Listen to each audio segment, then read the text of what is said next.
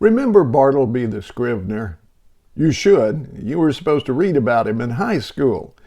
He's in an eponymous short story by Herman Melville, the guy who wrote Moby Dick. You were encouraged to read that too, but you probably didn't. Full disclosure, neither did I. But I did read Bartleby. It came back to me recently when I was shaking my head in disgust at the antics of the Republicans in the House of Representatives. In the story, a lawyer hires a fellow named Bartleby to work in his office as a scrivener. A scrivener, if you don't know, was a person who copied documents laboriously by hand with pen and ink. Scriveners had to be very detail-oriented and precise in their work. They were eventually put out of business by the invention of the typewriter.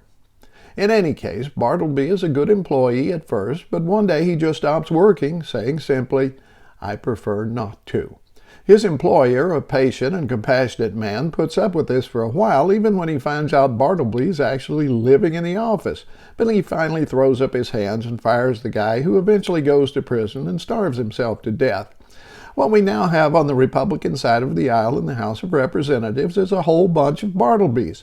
Men and women who were hired to do a job, debate, and pass legislation to benefit their constituents, which they have steadily declined to do.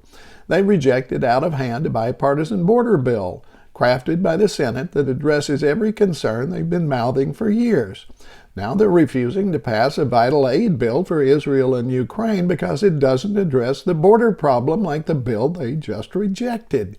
We all know it's really because Trump told them not to pass either, because he believes it would help Biden in the upcoming election. At least Bartleby sat quietly at his desk. These twins spend all their time in the legislative equivalent of shooting spitwads at the opposition and scribbling dirty limericks on the wall of the cloakroom. It's time to unleash the Bartleby solution. Come Election Day, every Republican in the House must simply be fired. We probably can't get rid of all of them, of course, because some of them will run unopposed, but we can make enough of a dent in their ranks that they'll lose power and never regain it. Let's do that, shall we? It's what I prefer.